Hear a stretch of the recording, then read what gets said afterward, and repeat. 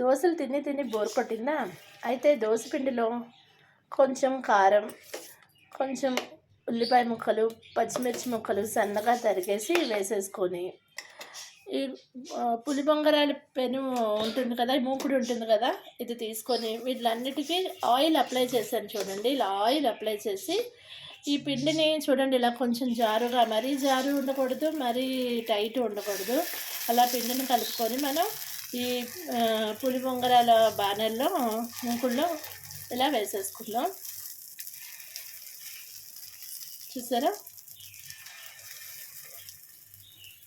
ఇలా వేసుకొని, అంటే దోశల పిండిలో కొంచెం పులిసిన దోశల పిండి, మరీ పులుపు అయితే ఇప్పుడు గ్యాస్ట్రిక్ ప్రాబ్లమ్స్ అవి వస్తున్నాయి కాబట్టి మనమే తినకూడదు. ఎక్కువ నిలువన ఎక్కువ పిండి రుబ్బుకొని ఫ్రిడ్జ్లో పెట్టుకోవడం అలాంటివి చేయకుండా 1-2 రోజులు సరిపోయా పిండి రుబ్బుకొని, రెండో రోజు ఏం చేస్తారంటే, ఫస్ట్ రోజు దోశలు తినేస్తారు కదా, రెండో రోజు బోరు కొడుతుంది దోశలు తినాలంటే, అప్పుడు ఇలా అందులో మనం ఉల్లిపాయ ముక్కలు, పచ్చిమిర్చి ముక్కలు, కొంచెం కారం వేసుకొని, ఇంట్రెస్ట్ ఉన్న వాళ్ళు కరివేపాకు, కొత్తిమీర లాంటివి కూడా వేసుకోవచ్చు.